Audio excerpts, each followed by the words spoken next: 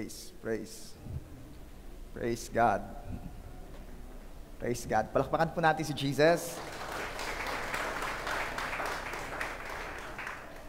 Sabihin mo nga sa iyong katabi, partner, ako ay nagpapasalamat sa Diyos dahil andito ka ngayon. Sa kabila naman, partner, ako ay nagpapasalamat sa Diyos dahil iniligtas niya tayo sa nagdaang bagyo. Praise God. Pwede bang palakpakan mo ng the best si Jesus? Thank you, Lord. Ayan. And we are so blessed na tayo ay naririto ngayon. Very, very privileged na maka-attend ng Sunday service. Not everyone ay nabiyayaang maka-attend. Siguro yung iba ay marami pang inconveniences sa kanilang mga bahay, gawa ng bagyo, kaya they're joining us through online. Yung iba siguro naman, baka wala pang maisuot. Dahil nang baka hindi pa nakakapaglaba at yung mga labada na ay nabasa na uli. Or baka mas matitindi pa ang mga sitwasyon. Maaring yung iba ay, lalo na yung mga kapatid natin upland, baka hindi pa makababa. For some reasons. Baka may mga landslide. At yung iba naman ay marami silang dahilan. May mga dahilan silang dahilan. Ayun. And we need to be considerate. Dahil alam naman natin na may kakatapos lamang pong bagyo. And the news ay telling na may susunod pa, but hindi na natin yun pinahintulutan in Jesus' name. Kota na. Kaya tama na. Okay? Sapat na. Kung dilig at dilig din lang ay dilig na ang mga halaman at mga puno at yung mga kailangang i-wash out ay linis na. So, enough na. Tama na yung bagyo. Doon sa dagat na lang yung. Doon na lang siya sa dagat. Okay. Kumusta po kayo? Pabuti ng pabuti. Payos ng payos. Payaman ng payaman. Pabanal ng pabanal. Amen. Ako po ay natutuwa sa biyaya ng Diyos na bagamat dumaan po tayo sa bagyuhan ay we can still say that we are blessed, na tayo pabuti ng pabuti. Okay. At ako'y naniniwala na majority po ng mga anak ng Diyos ay hindi nag-alala nung mga nagdaang bagyuhan. Amen ba? Kaya yumuko na yung iba. Okay. Meron pong itinuro o pinarealize ang bagyong dumaan sa akin. Alam niyo po, ito ang unang-una kong napansin. Pagdating ng bagyo, tapos nawala ng kuryente. Tapos, very inconvenient, sa madaling salita. Ay, may tendency po ang tao na ang isipin niya ang kanyang sarili. I-secure ang kanyang sarili. Make sure that everything will be fine for them. For his or herself. At bihira or rare yung nung kasagsagan ng bagyo ay nag-iisip, papaano ang kapitbahay ko? Very rare. O halos na extinct nga daw. Yung mga taong during nung kasagsagan ng bagyo ay nag-iisip, papaano ang aking kapwa? Because everyone is thinking of themselves. And worse, ay nag-iisip pa kung papaanong i-comfort ang sarili in the expense of others. Taas ang kamay na hindi nagalit sa Batilek. So ngayon pong umaga, biyayaan tayo ng Diyos na mapag-usapan ito. Ako po kasi naniniwala, sabi ko nga nung prayer ko, nagpe-pray kami ni Pastora, bago pa dumating ang bagyo. Sabi ko, Lord, ipahihintulutan niyo po, i-exempt niyo po kami sa bagyo. Kung pahihintulutan niyo po, hayaan niyo mawala na yung bagyo. Pero kung pahintulutan niyo pong dumating ang bagyo, let it happen, Lord. I-serve niyo po ang purpose niyo. Yun ang prayer ko.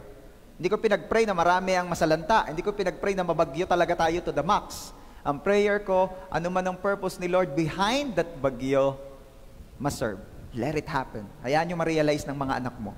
And one of my realizations, habang tayo dumadaan sa ganong sitwasyon, ay yung biyaya na maging considerate sa kapwa. So ngayon pong umaga, biyaya ng Diyos, pag-usapan natin, pinamagatan ko po, be considerate. Let's pray. Father, in the name of our Lord Jesus, kami po ay lumalapit sa inyo, nagpapasalamat sa biyaya na makapag-Sunday service.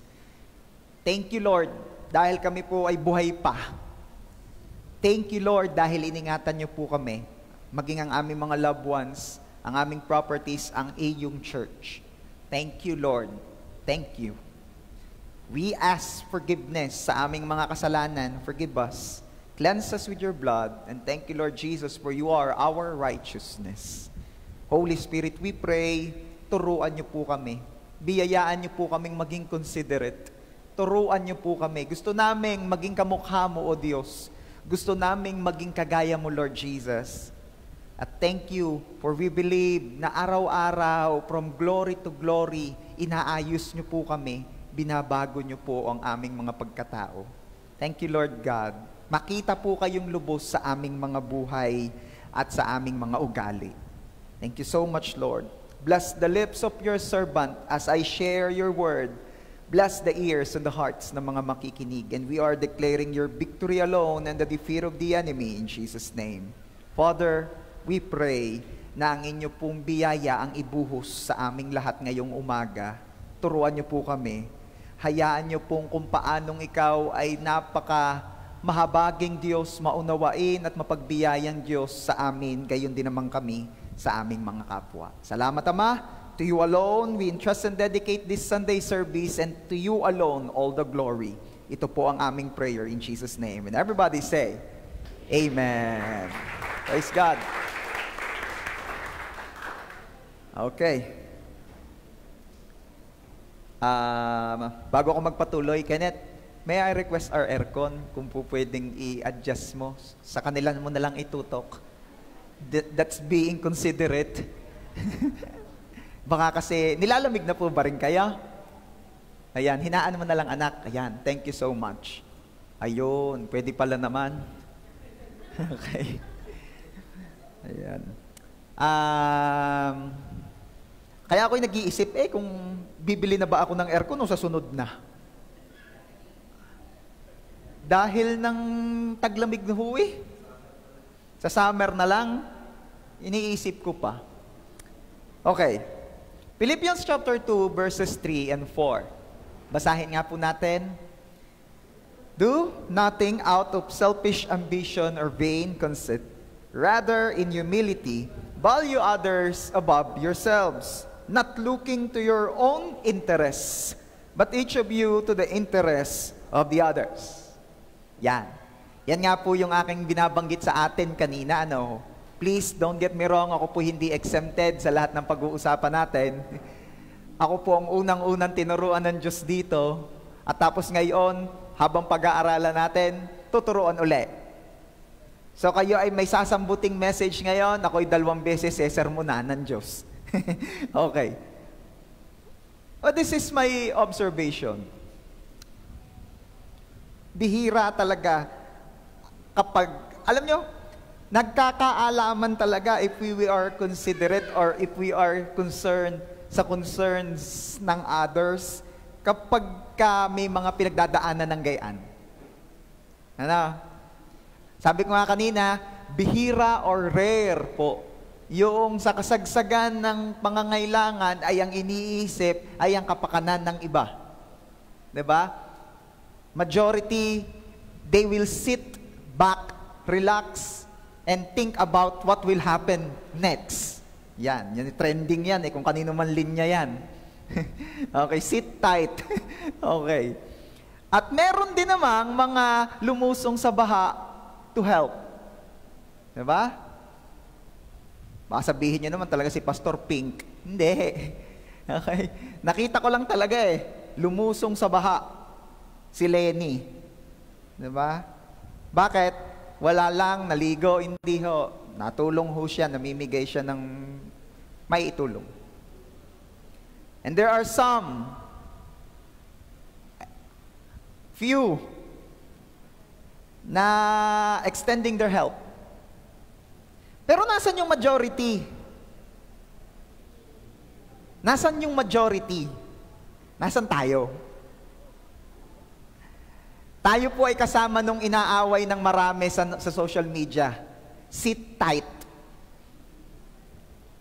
Okay? O, bakit kanina pink kayo, pastor? Ba't biglang naging red and green na kayo? Oh. It is so easy for us to throw stones to those who are saying that they need to sit tight and to think of the next step. Diba? Pero look at us. We are one of those who sit tight and relax. Pastor, you don't know my situation. Mamaya pag-usapan natin yan. Pero ano po ang bilin ng Bible sa atin? Do nothing out of selfish ambition. Value others above yourselves, not looking to your own interests, but each of you to the interest of the others. Katindi na rin. Alam niyo po, kung mabasahin niyo po yung buong Philippians, ang sinasabi lamang po ni Paul diyan, ini-encourage niya ang Philippian church na makamukha ni Kristo, na makamukha ni Jesus, mamuhay ng ayon sa kung paano nabuhay si Jesus dito sa mundo. At isa po diyan na itinuturo ni Paul ay yung kagaya ni Jesus, mamuhay tayo na hindi ang tinitingnan at niisip lamang ay ang kapakanan ng sarili, kundi maging ang kapakanan ng iba. Oo nga naman Ano ba naman nga ang ginawa ni Jesus? Iniwan ng Panginoong Jesus ang karangyaan niya sa langit. Ang kaalwanan at kasarapan ng buhay niya sa langit, iniwan niya iyon. Bakit? Kasi ang iniisip niya ay tayo na ang mga destiny. Dahil nagkasala, ay mapunta sa hell. Imagine kung si Jesus, inisip lamang niya yung sarili niyang kapakanan, ay hindi na yung para bumaba rito sa lupa, kahirap kaya dito. Kasarap ng buhay niya doon, pinaglilingkuran siya ng anghel doon, sinasamba siya doon araw at gabi. Nasimula pa nung nilikha ang mga anghel, ay sinasamba na siya ng mga iyon at walang ibang sinasabi kundi Holy, Holy is the Lord God Almighty. And then bababa siya rito sa lupa, magkakatawan tao, raranasin ng lahat ng niraranas ng tao. At higit pa doon. Imagine mo naman yung ikaw ang magbayad sa kasalanan ng may kasalanan, magbayad ka sa utang ng may utang. Sino ho rito yung nakapagbayad na ng utang ng may utang? Sabi, yung utang ho ng anak ko, natural anak mo yan Pero yung utang ng kapitbahay mo, hindi mo kaano-ano, nabayaran mo? Rare. At look at Jesus. He left the glory of heaven to come to earth. Destined to die on the cross para sa atin. At alam niyo po kung anong ginawa ng Panginoong Jesus? He did everything Jesus did was in consideration of the lost humanity. Kaya kung numero unong pag-uusapan about being considerate, si Jesus yon. So anong kailangan gawin? Bilang mga followers po ni Jesus, we are commanded to walk in the same manner. Kaya nga po ang sabi sa 1 John chapter 2 verse 6, the one who says he abides in him ought himself to walk in the same manner as he walked. Silang nagsasabing ako ay sa Kanya. Silang nagsasabing ako'y Kristiyano. Ay kailangang lumakad kagaya ng kung paanong lakad ng pamumuhay ng Panginoong Hesus ang ginawa niya nung siya narito sa lupa. Sabihin mo nga sa iyong katabi, Kristiyano ako. Halata ba?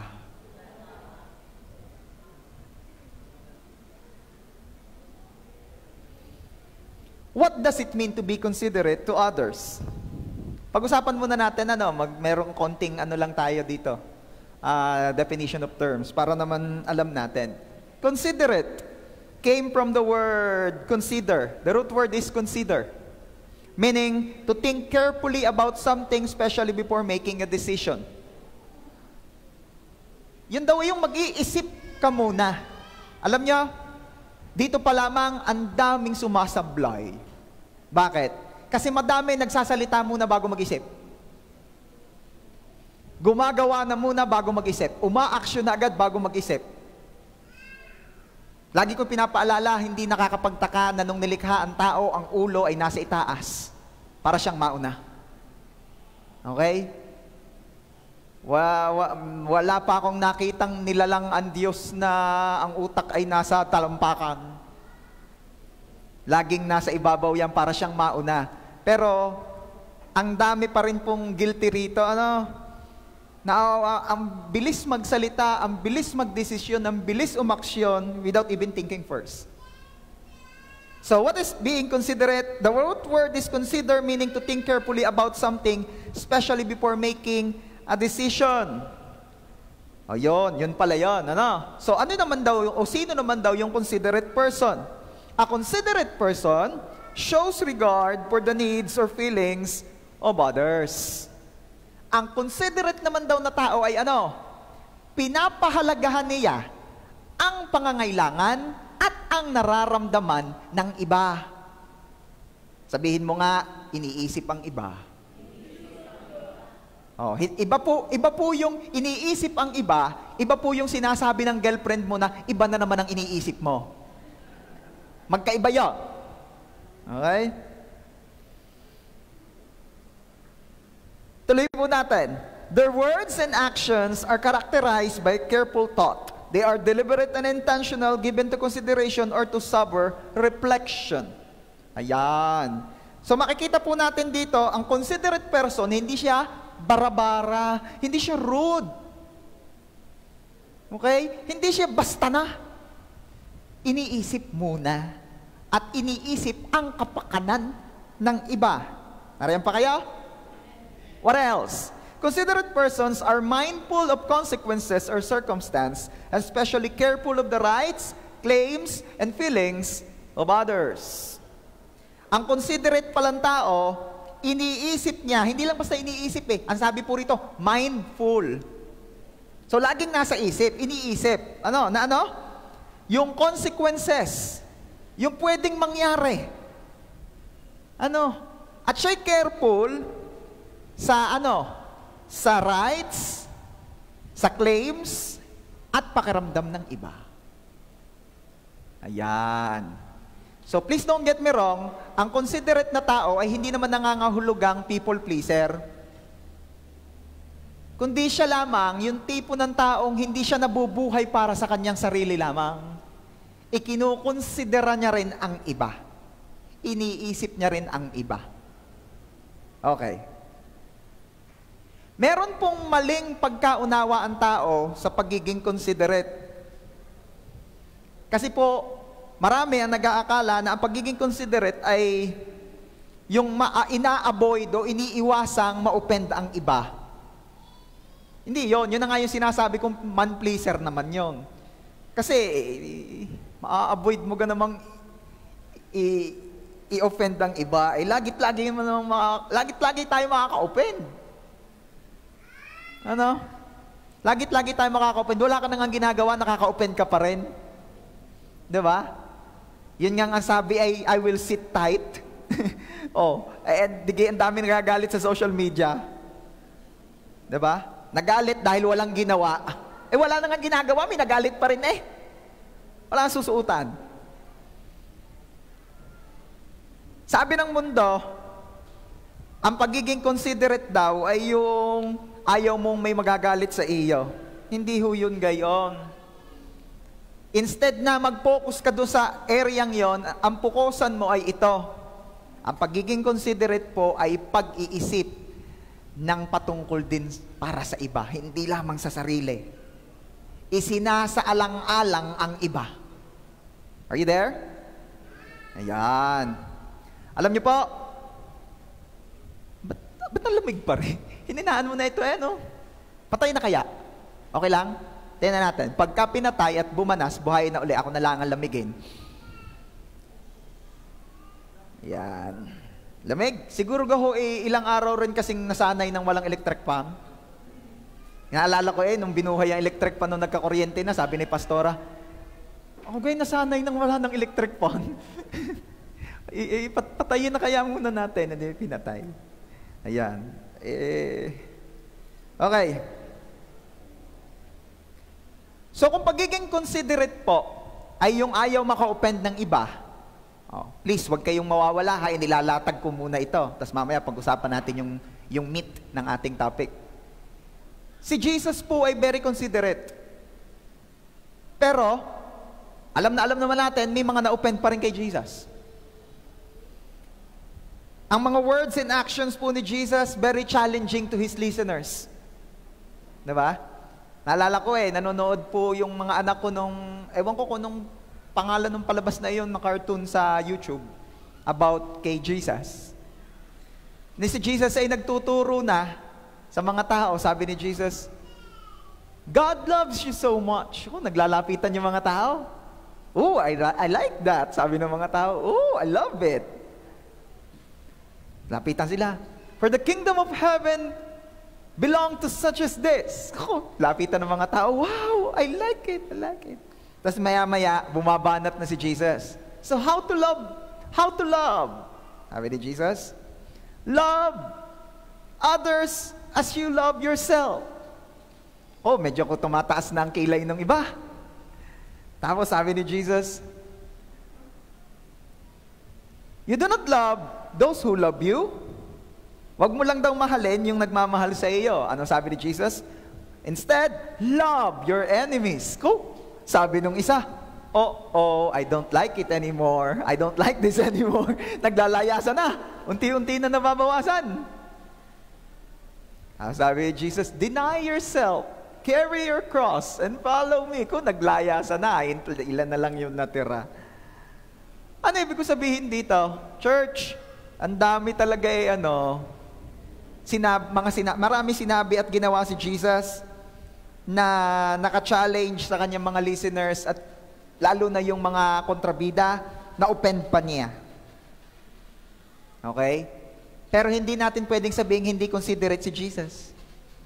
Kasi ang sinasabi naman niya ay truth. Pastor, I'm also telling the truth. Don't forget, tell the truth in love. Jesus is telling the truth in love. So if you're just telling the truth without love, ang sabi ni Paul ay, para ka lang daw kalimbang na umaalingaw-ngaw. Diba? Okay.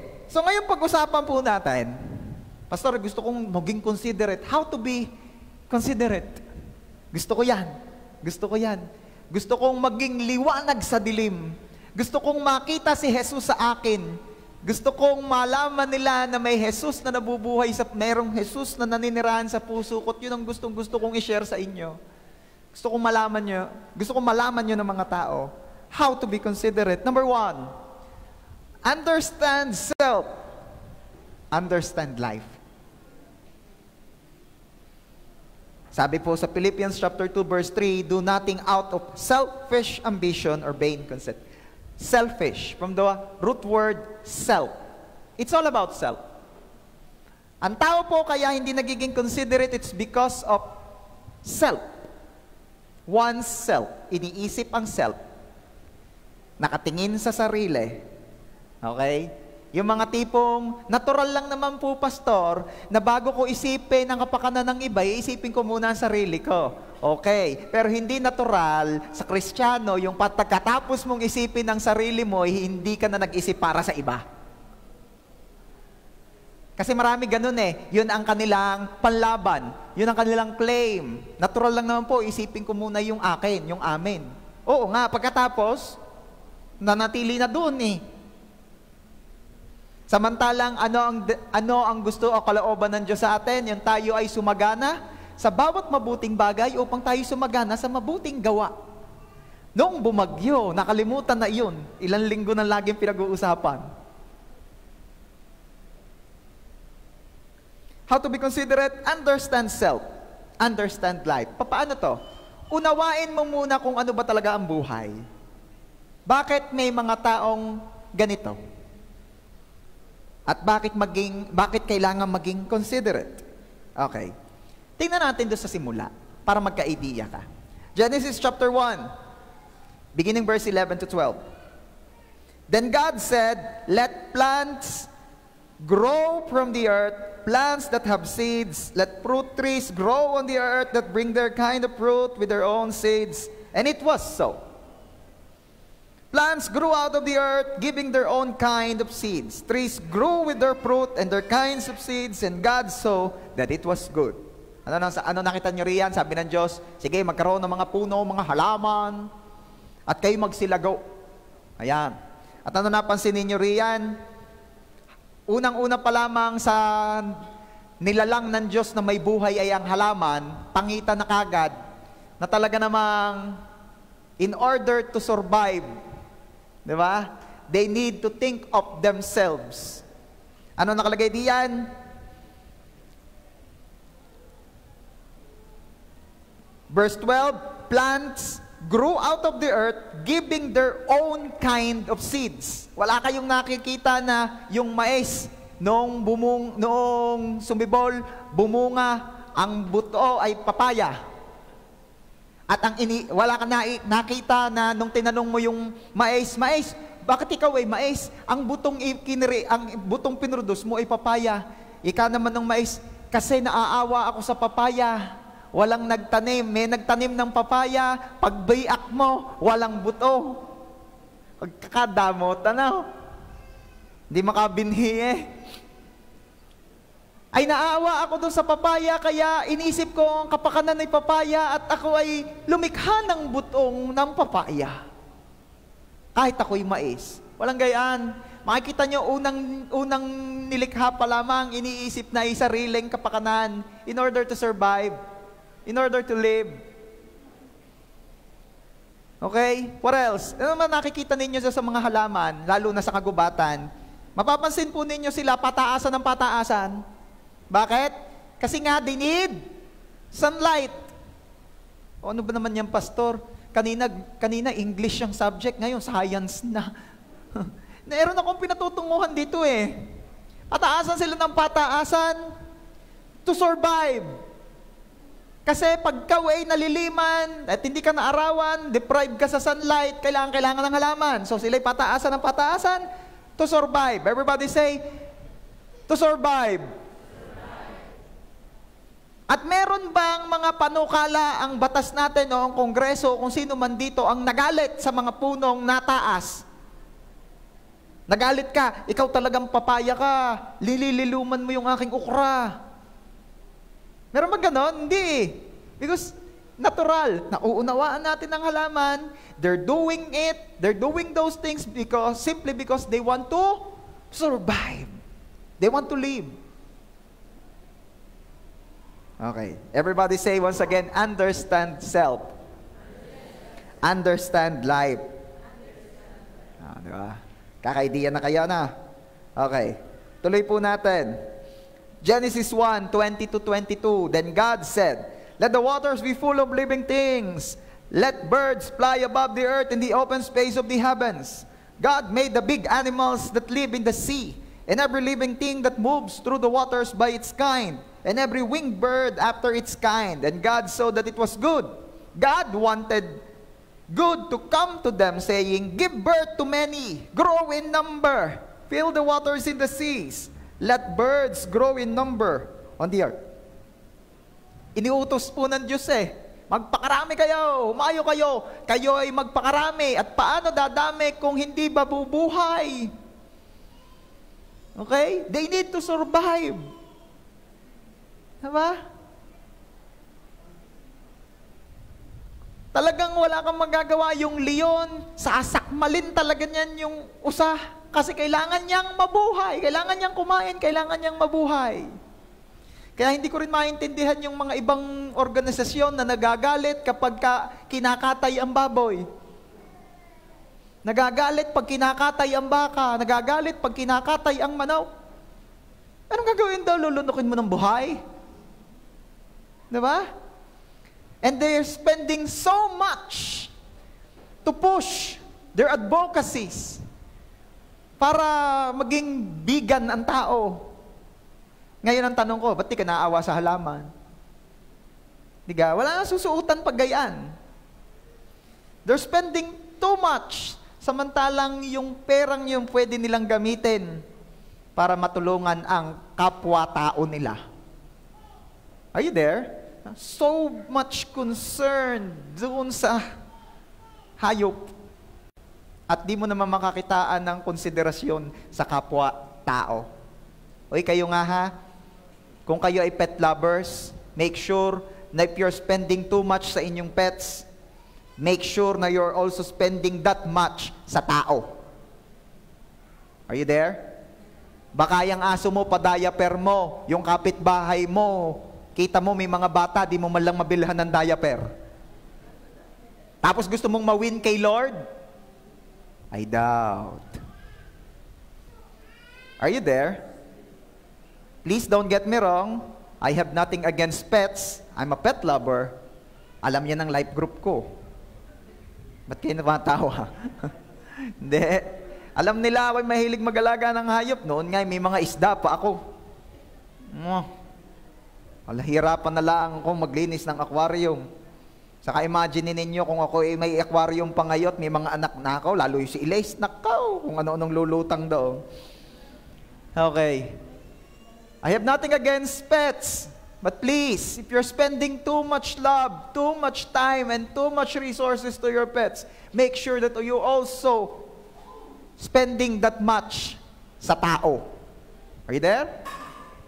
Ipinapasyal sa mall ang aso. Ang lula hindi maisama sa mall. Are you there? Eh, talaga naman. Monthly, nadadala sa vet. Pero ang ina, hindi na ipa-check up. Maganda naman ang katawan ng inay. Anong maganda ang katawan? Kaya nga namamayat baka mataas na sugar. Are you there? Wala na akong kausap. Closing prayer na tayo. Diga. Sabi nga nung isang nakita ko, kumpleto ang vitamins ng alagang manok. Yung asawa ay hindi man lang maibili ng mayra at nang gumanda ang putis. Beauty comes from within. Diba? Pero yung manok ay talagang kumpleto ang vitamina. Yung asawa, hindi man lang maibili ng kahit vitamin C nang hindi nagsisipunin. Please. Huwag naman tayong ganyan. Pananagutan natin yon pagharap natin sa ating manlilikha. Anong ginawa mo sa iyong buhay? Ay, minahal ko na minahal ang aso ko. Siya, magsama kayo.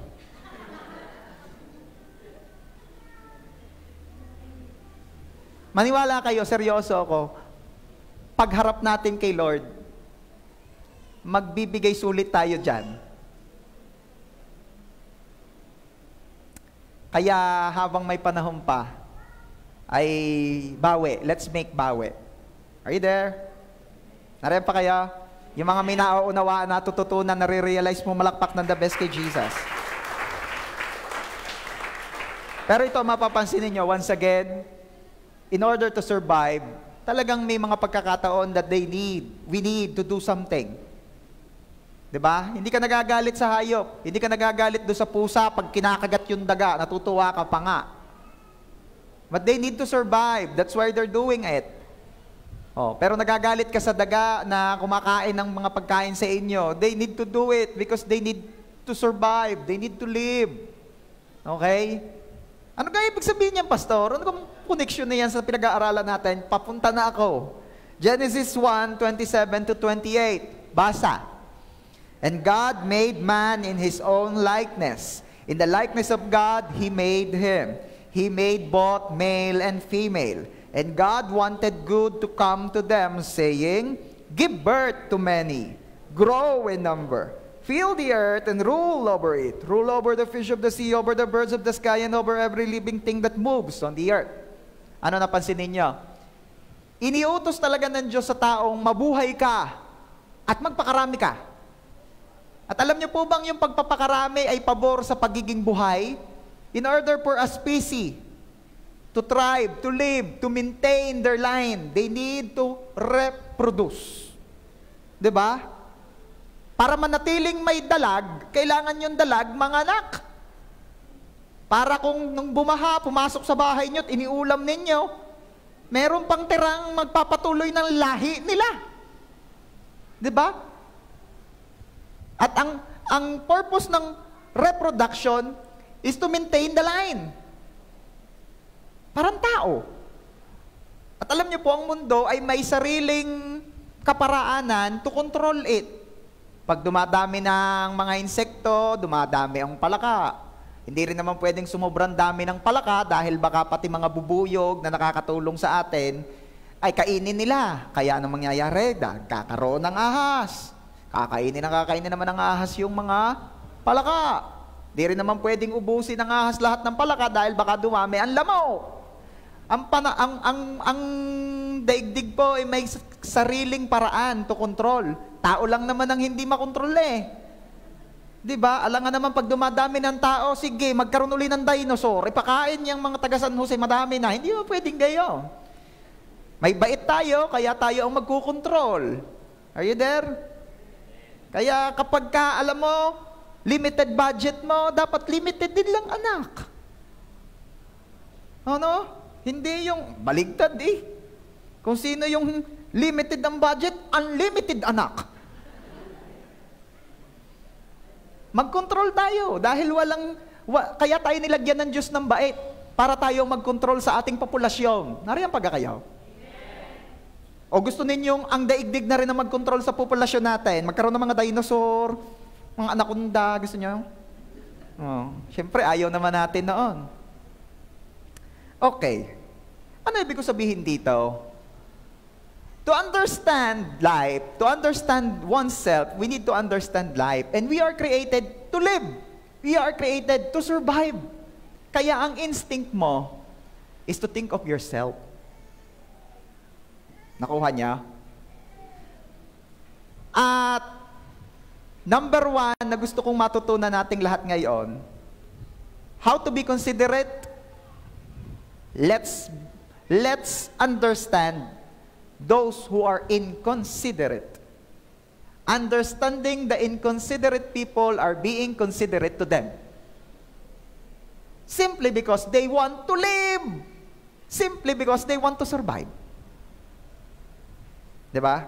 Naalala ko may mga kabarangay nagagalit doon sa kapitan kasi yung kapitan daw hindi masyadong na-involved doon sa mga rescue operation sa barangay nila.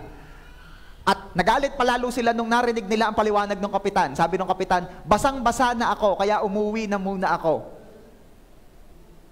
O nga naman, baka magkasakit eh. Pag nagkasakit si kapitan, di lalong nawala. Si kapitan, magagalit lalo kayo.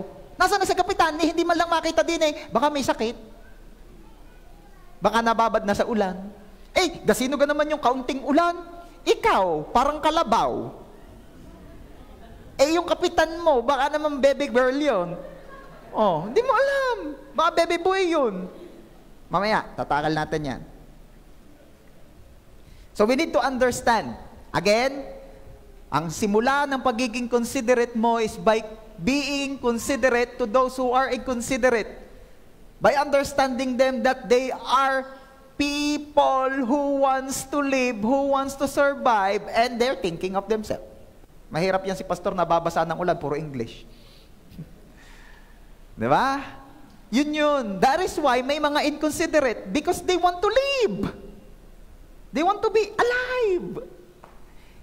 Kaya nga, hindi normal yung bagyong-bagyo, isusuungin mo ang bagyo, tutulong ka sa kapwa. Because everyone is thinking, I want to live.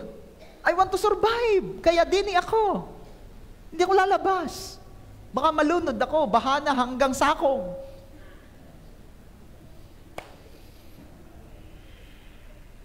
Okay. Pangalawa, how to be considerate. In humility, value others above yourselves. Sabi po sa Philippians chapter 2 verse 3. Actually, ito po yung main verse natin, Philippians chapter 2 verses 3 and 4. Pwede pang tulungan niyo, wala akong magbasa, 1, 2, 3, basa. Do nothing out of selfish ambition or vain conceit, rather in humility value others above yourselves. Mapapansin ninyo, pwede namang ang ilagay diyan ay value others. Kaya lang, pag value others lang inilagay mo, how you will value others?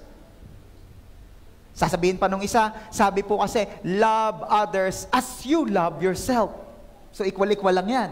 Pero, kinilaro po, ang sabi po diyan ni Pablo, value others above. Diba? Pwede rin namang sabi ko nga sa inyo, value others above yourselves lamang. Pero bakit meron pang in humility? Kasi baka habang binavalue mo yung others above yourself, ay sumbatan mo sila at magyabang ka. Kaya kailangan kompleto ito. Sabihin mo sa katabi mo, dapat kompleto. So once again, pwede ba sabihin nating lahat? In humility, value others above yourselves. Ayan.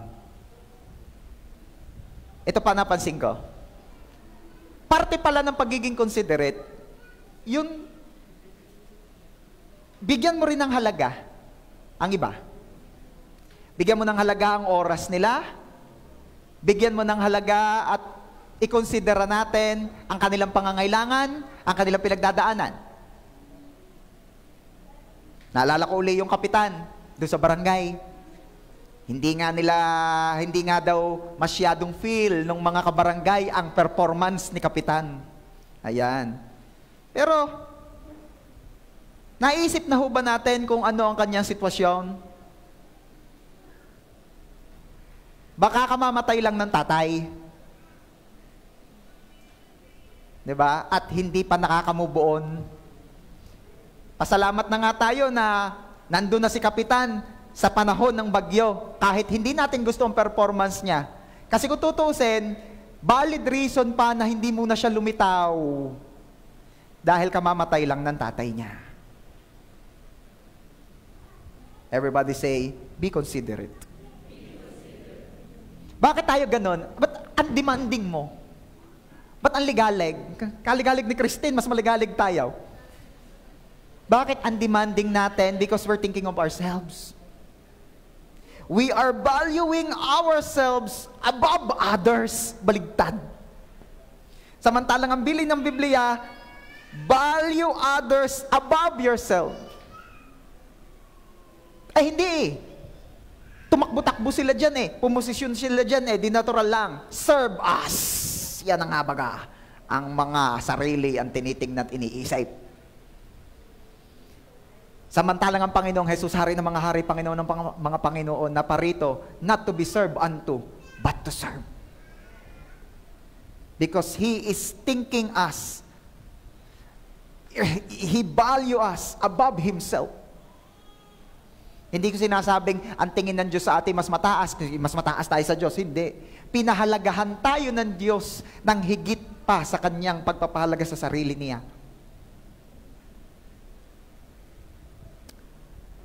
Okay. How to be considerate? Value others above yourselves. Huwag mo laging iisiping mas mahalaga ang oras mo kaysa oras ng ibang tao. Marami ganun. May mga ganun, nagagalit pag hindi pinahalagahan ng iba ang oras niya. Sabi nga, better late than waste your time waiting for other people. Yan ang pananaw ng mga taong tinitingnan niyang mas mahalaga ang oras niya kaysa oras ng iba. Ano naman ang pananaw patungkol sa oras ng mga taong considerate? Better early and waste your time waiting for those who are late. Diba? Bakit? Anong gagawin? Kaysa namang I waste your time waiting for me when I am late, better early. Ako na lang magantay sa'yo. Ano pa? Yung kapitbahay na kanta ng kanta, natutulog ba ang Diyos? Di man lang tinanong kung natutulog din kami. Di ba? Yung ingay na ingay, gabing-gabi na ay, wag mo sanang akalaing natutulog ba ang Diyos? Ay alas 11:30 na, alas 12. Kaya nagagalit na yung kapitbahay. Sabi ng kapitbahay, di man lang natanong kung kami natutulog din. Alam niya, napakahalaga na maging considerate tayo. On our way, papunta rito sa church, nakikinig po ako ng teaching ni Rick Warren. Pastor, bakit hindi JA1 San Jose pinakikinggan mo? Hindi pa nagsisimula ang live. Kaya sa Rick Warren na muna ako nakinig. Ay, ba't hindi ho sa JA1 Rosario, nag-i-interview pa yung mga host? Oh, hindi. Meron akong pinakikinggan doon, tinuloy ko lang. Yun. Sabi niya, ang challenge niya sa mga taga-church nila, Saddleback. Ang challenge niya ay ito, na pag bumisita ako sa inyo, at tinanong ko mga kapitbahay ninyo kung sinong pinakamabait nilang kapitbahay, gusto ko kayong ituro. Ano sabi ko? Ano sabi ko? Ang challenge ni Rick Warren sa church niya, pag bumisita ako sa inyo at tinanong ko mga kapitbahay niyo kung sinong pinakamabait niyong kapitbahay, dapat ang ituro kayo.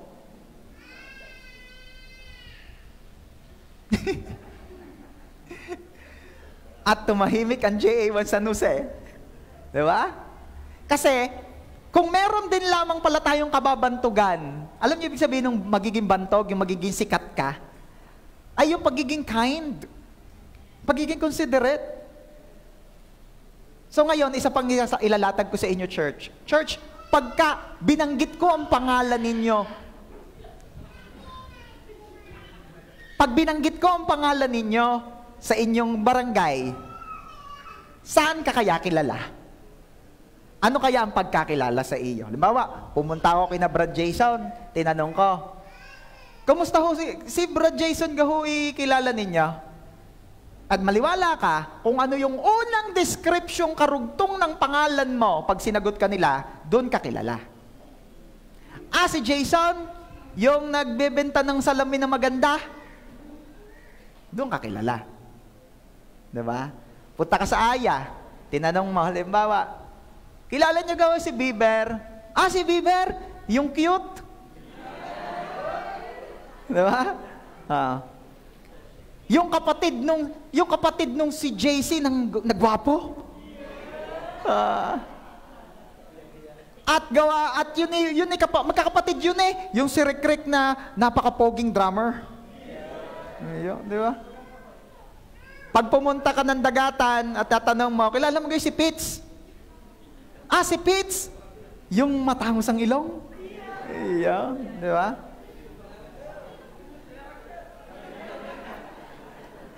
Na may kaunting yabang? Hindi. Hindi humayabang yan. Yan ang isa sa mga iilan kong kilalang pogi pero humble. Simula nung bago ko sabihin yon. Okay. Pag tinanong tayo, saan kaya tayo kilala? Oh, speaking ay mga physical attributes yung sinabi ko ugali.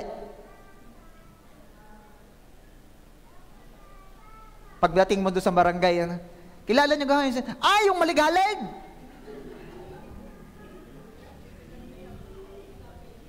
Diga? O pag dumating ka, kilala niyo kasi, yung madamot?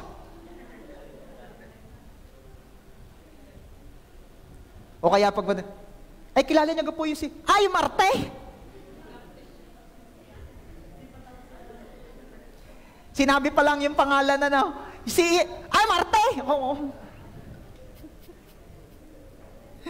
Aray ko. Alam niyo, mahalaga po yung maganda rin ang ating tawag doon? Pagkakilala sa atin. Bakit? It reflects you as an individual and it reflects the church where you belong.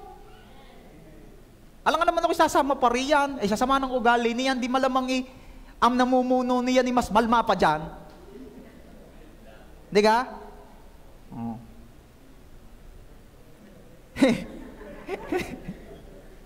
Rego. Saka mahalaga yan. Alam nyo ba na ginagamit ng Diyos na paraan para pagpalain din tayo ay yung mga kapitbahay natin? Hindi ma-imagine. Talaga gaho. Talaga kang nagiging kaparaanan ng Diyos ng pagpapala sa akin yung mga kapitbahay ko. Parang pagpapalo. Hindi pagpapala. Meron ng pangyayari sa Bible na ang mga kapitbahay ay naging paraan ng Diyos para mapagpala yung gusto niyang pagpalain. In 2 Kings chapter 4, you know the story, si Elisha ay kasama yung, si Elijah ay kasama yung balo na may maraming pagkakautang at sinisingil na at pinarami ang langis. Pero paano dumami ang langis? Nanghiram siya ng mga jar sa kapitbahay. Basahin nga natin in 2 Kings chapter 4 verse 3, sinabi ni Eliseo, putahan mo ang iyong mga kapitbahay at humiram ka ng mga lalagyan ng langis hanggat meron kang mahihiram. Ang tanong, kung ikaw yung sinabihang iyon ni Eliseo, may mahihiram ka kaya? Actually, secondary question na lang yun. Ang primary question, may mahihiraman ka kaya? Pahiram nga po ng, hihiram. Di mo naman binabalik. Binalik ko naman, yung minsan naman ako may hiniram sa inyo, binalik ko naman, binalik mo nga, sira na. Oh. Proverbs chapter 3 verse 3, basa. Do not let kindness and truth leave you. Bind them around your neck. Write them on the tablet of your heart. Alam niyo po ang bili ng Bible, yung kindness, huwag mong hayaang mawala sa iyo. Ang sabi nga sa atin, ang ating salitain diyan ay iniwanan ng bait. Huwag daw hayaang iwan ka ng bait. Yan nasa Bible pala yun. Huwag daw mawala sa iyo ang kabaitan, kung pwede nga lang ikwintas mo. 'Di ba? Napansin niyo yung mga yung mga tito and tita na natin nakakalimutan yung salamin, 'di ba? Kaya may kwintas 'yan. Ano? Para pagka hinahanap, nasa Ari pala. 'Di ba? Yun 'yan. Kahit yung face mask, may kwintas na rin yun 'di ba? Pagkakatapos gamitin ng face mask, ang itinatapon ay face mask, hindi yung kwintas. Si Elise ho kasi, gayon. Pagka nangain ng chocolate, nadumihan yung face mask, pag itinapon, pati yung kwintas, dala. Mahal na mahal. Kaya ako, papagalitan yung mag-ina, where is your necklace for the face mask? I throw, it's dirty. Which is dirty? The necklace or the face mask? The face mask. Why you throw also the necklace? I throw. Pag tinanong mo, why you throw? I throw. Hirap ng pulong. Okay. So, being considerate, we saw that we must be mindful of the consequences. Ayan. Kailangan din maging careful tayo. Mindful. Sa kung ano yung pwedeng mangyari sa gagawin natin. 'Di ba? Yung ikaw ay may birthday, unawang ikaw ay magse-celebrate. Pero yung magbibidyo okay kayo hanggang alauna, yun ang may sobra na. Being considerate is being mindful of the consequences. Hindi ka? Hindi naman laging ang iniisip lang ay sarili. Nakita nyo na po ba yung nag-trending na picture sa Facebook na merong egg pie, ata yun, o basta pie, na doon umislay sa gitna. Doon umislay sa gitna yung kumuha. At ang katwiran niya, mayroon naman daw siyang karapatang kumuha ng kabahagi niya. Umislice nga lang, sa gitnang-gitna. E di ngayon, nag-iwa-iwa rin ng slice nung iba. Merong natiray maliit, merong nabawasan. Anong ibig sabihin ng picture na yan? It's okay to exercise your right, but be considerate. Kasi baka as you exercise your right, in the expense naman ng right ng others. Are you there? Diba? Kaya, yung iba kasi masyadong, bakit? May karapatan naman ako Oo nga, may karapatan ka. Ang tanong, yan bang karapatan mong yan as you exercise it? Hindi ba naman yan nasasagasaan ang karapatan ng iba? Everybody say, be considerate. Maalwan ka nga at ikaw ay may kuryente. Pagkakaingay naman ang generator mo. Di ga? Agwanta na nga sa dilim yung iba at paypay. Tapos yung iyo naman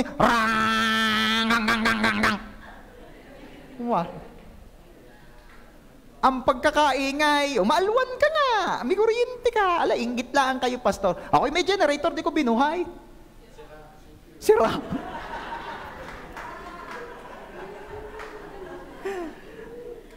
Hoy, nung ayos pa yon, binubuhay ko yon sa araw.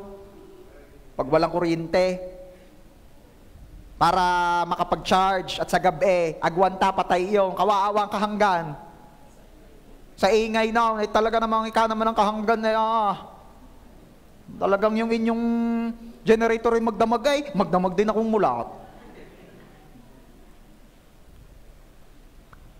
Pero, kagaya nga sinasabi ko, let's be considerate din naman.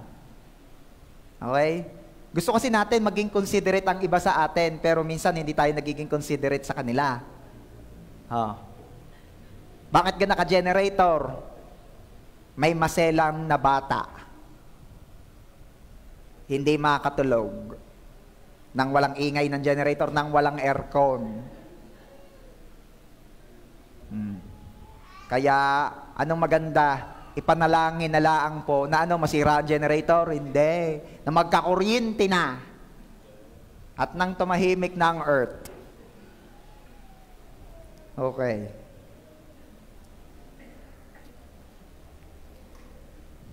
Basahin nga natin ito, Romans chapter 12, verse 16. Be of the same mind toward one another. Do not be haughty in mind, but associate with the lowly.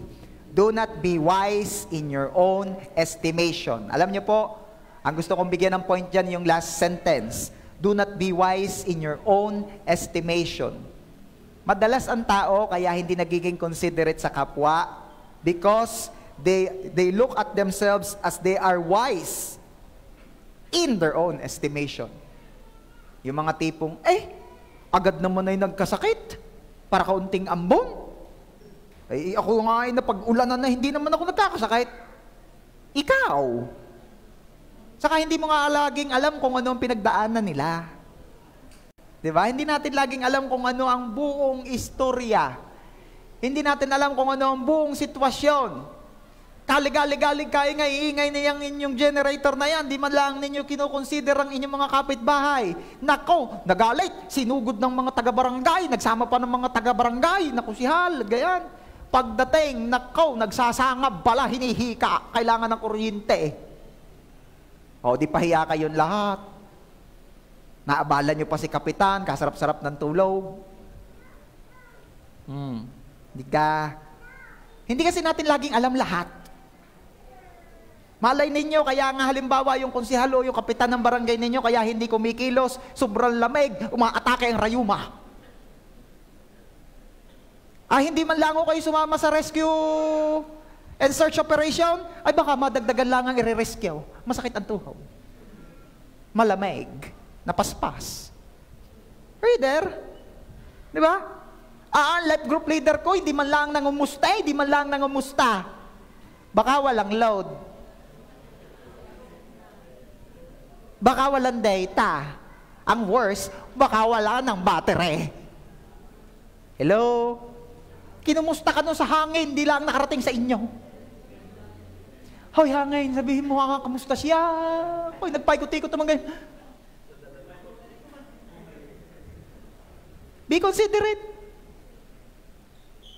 Huwag mo laging aakalaing alam mo na ang lahat dahil hindi mo alam lahat. Hindi natin alam lahat. Nariyan pagka kayong lahat. Baka wala na kayong lahat. Last na po, number 3. How to be considerate? Not looking to your own interests but to the interests of the others. Again, yung ating main verse or theme verse, Philippians 2:3-4, do nothing out of selfish ambition or bad not looking to your own interests, but each of you to the interests of the others. Again, Best model natin dito, walang iba kundi si Jesus.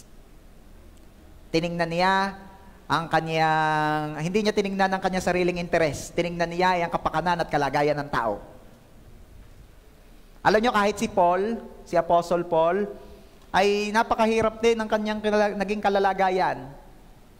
Sabi niya, parang gusto ko nang mamatay. Nung siya ay nakakulong sa Roma, parang gusto ko nang mamatay para makapiling ko na si Jesus at matamasa ko na ang rewards ng mga ginawa kong pagpapagal. Kaya lang pag ako'y namatay, ay sino magpapatuloy nitong ginagawa ko at sino nga abot lalo na doon sa mga Gentiles? Alam mo bang ikaw ay Gentile at isa ka sa produkto ng pagpapagal ni Pablo? Kasi originally they're sharing the gospel to the Jews. Hindi ka Hudyo, hindi tayo Hudyo. Pero biyaya ng Diyos na abot tayo ng gospel through Paul. Si Paul po ang binabaan ng Diyos ng burden sa mga hindi Hudyo. Sabi ni Paul, gusto ko nang mamatay nang matapos ang paghihirap na ito. Pero pag ako'y namatay, sino nga abot sa mga Gentiles? Sino nga abot sa hindi Hudyo? Kung tutusin, pwede nang mamatay si Paul. Rewards baka mo. Dami na rewards ni Paul. Pwede na, kota na. Tapos ang hirap-hirap ng kalagayan niya, nakakulong lang siya doon, pinahirapan siya. Papatayin na rin naman siya in the long run. Pero ayaw niyang mamatay pa. Bakit? Hindi dahil gusto niyang mabuhay pa, gusto na nga niyang mamatay eh. Ayaw niya pang mamatay kasi gusto pa niyang maglingkod. Iniisip pa niya yung mga pwede pang makakilala kay Jesus sa pamamagitan niya. Look at him. Look at Paul. Looking at the interest of the others. Ano pa? Nung siya po'y nakakulong, si Epaphroditus po at saka si Titus, ang dalawa na mga nakakatulong sa kanya. And if I'm not mistaken, si Timothy. Sila po yung mga nakakatulong sa kanya doon. Nakakadalaw, nakakapagbigay ng comfort nung sila ay nasa Rome. Pero alam niyo po ang ginawa ni Paul, ipinadala niya yung mga nabanggit ko kaninang mga disciple niya. Ipinadala niya sa mga churches. Bakit? Para ma-bless yung mga churches, para mayroong mag-handle sa kanila, para may mga manguna sa kanila. Kung tutusin, kung iisipin po ni Paul ang kanyang sarili, pwede niya sabihin, dito na lang kayo hanggang ako'y kunin na ni Lord, comfort niyo ako, tulungan niyo ako, I deserve this. Ako naman ay ama ninyo sa pananampalataya. Pero hindi. Ano sabi ni Paul? Sulong kayo, kailangan kayo doon sa mga church. Kailangan niyo rin po kami. Hindi, mas kailangan nila kayo. Grabe. Sabi mo nga sa iyong katabi, iniisip ang kapakanan ng iba.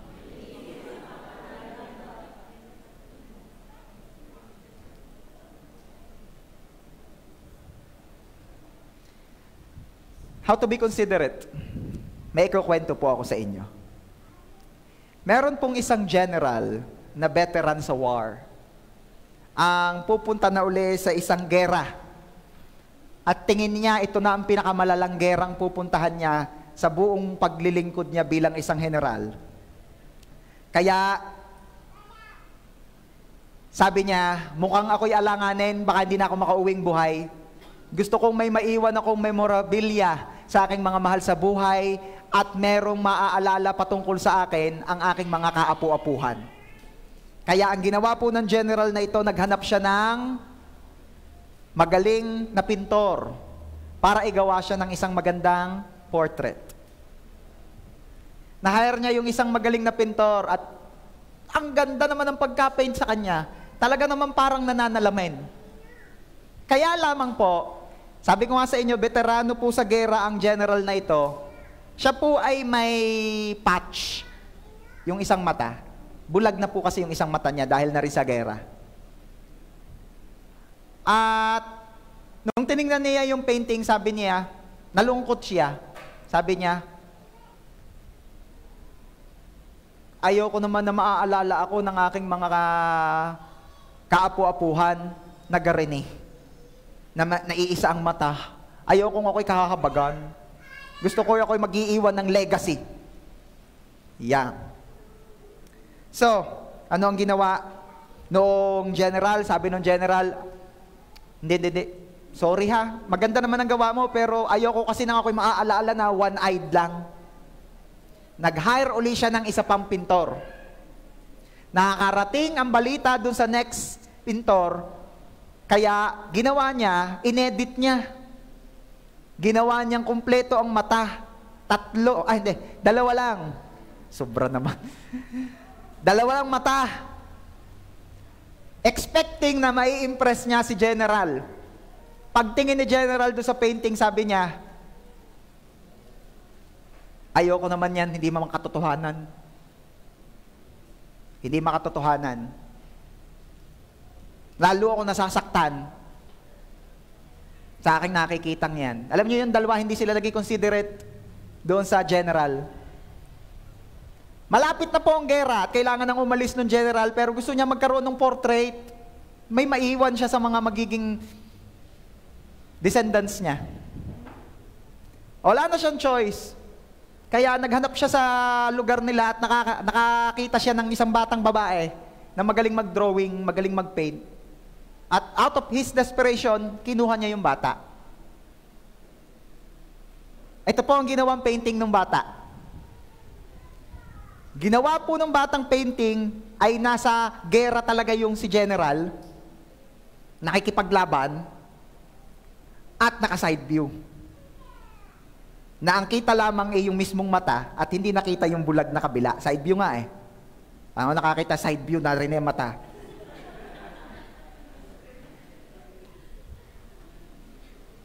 At upon showing yung work niya doon sa General, tuwan-tuwa yung General, sabi niya, ito ang gusto ko, ito ang gusto ko. Bakit? Hindi niyabang, talaga namang isa lang ang mata, pero hindi rin naman pinamukhang iisa ang mata. At hindi nagmukhang selfish na talagang portrait na portrait lang, kundi nasa gera. Ito ang gusto ko talagang maalala nila. At yun ang nagustuhan na work ng General. Anong meron? Wala lang ako makikwento sa inyo. Hindi po. meron po lesson yon.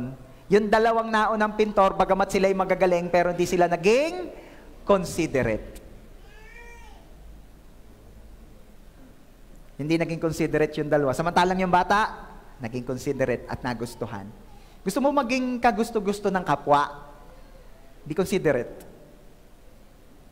Alam nyo, ang daming tao, they are exerting more effort on looking nice than being nice. Ulitin ko. Maraming tao nagbibigay ng so much effort on looking nice than being nice. Nagets niya? Oo. Maraming tao spending more time looking in front of the mirror, wanting to look nice. At bibihira po yung they're spending more time looking in front of God, wanting to be nice. Meron po akong tip sa inyo. Sino po dito ang gustong magmukha, you want to look nice? Again, sino rito yung gusto maging, you want to look nice? Ayan, ito ha, pre-beauty tip na to ha. I will share one of my secrets. Yeah. To look really nice, be nice. Yun lang. To look really nice, be nice. Oh, yun lang. Ang lakas makaganda ng magandang ugali. Ang lakas makapangit ng pangit na ugali. Kahit pa anong ganda ng mukha, pag pangit ang ugali, pangit yan. Tama? Oh, kahit anong gwapo niyan, pagka naman yan ni magaspang, hindi ang gwapo. Tama ga? Tama? Tama ho o sakit? Hindi, iba pala yan. Okay? Okay. Sino rito yung gusto mong magustuhan ka ng gusto mo?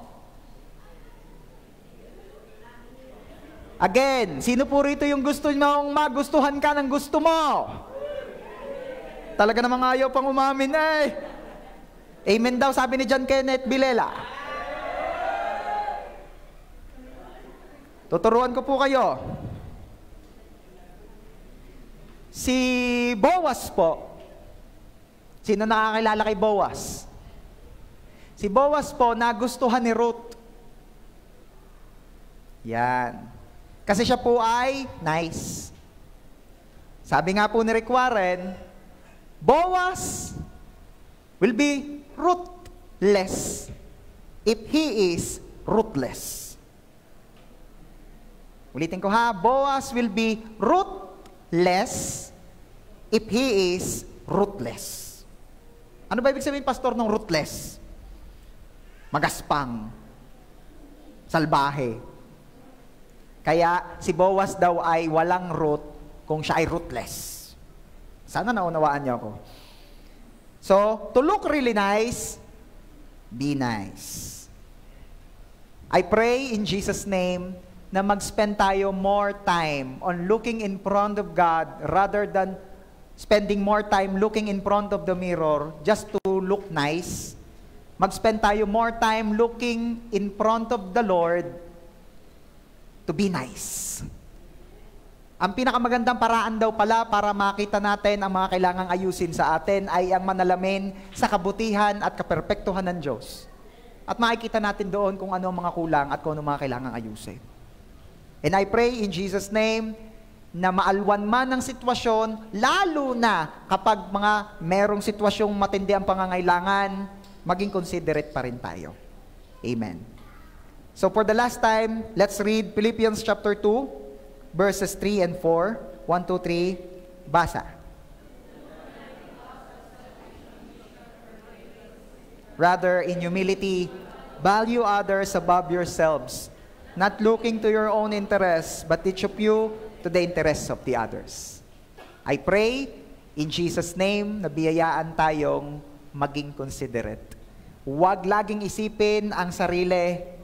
Bagamat hindi naman nangangahulog ang pababayaan ng sarili o ang pamilya, pero yung pagkatapos natin sa ating pamilya, pagkatapos natin sa ating sarili, mag-isip naman tayo kung paano magiging pagpapala sa iba. Amen. Palakpakan natin si Jesus. Let me pray for you. Father, in the name of our Lord Jesus, once again, we thank you sa biyaya na kami po ay makapag-usap, mapag-aralan ng iyong mga salita, mapaalalahanan po kaming lahat. Dalangin po namin na biyayaan niyo po kami na maging pagpapala pa rin sa marami, anuman ang sitwasyon. Napiliin naming maging blessing sa marami, hindi lamang sa kaalwanan at kasaganahan, lalo't higit sa panahon ng pangangailangan at kakulangan. Let us, Lord, be a blessing to many.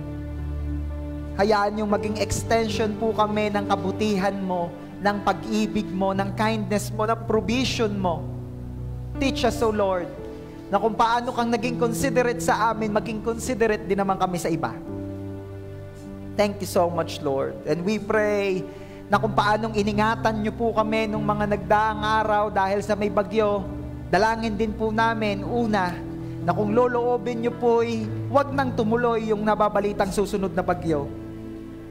At dalangin din po namin kung kalooban mong ito'y tumuloy, ang patuloy niyo pong pagsama at pag-iingat ang maranasan naming lahat. Thank you so much, Lord. Sa inyo pong mga kamay, idinededicate ko ang JA1 San Jose family. 10 ng aming mga mahal sa buhay, lahat ng aming ari-arian at hanap buhay, lahat ng tungkol sa amin. Ipinag-iingat ko po sa inyong lubos. Itinatagubilin ko po sa inyong lubos ang aming mga buhay. Thank you, Lord.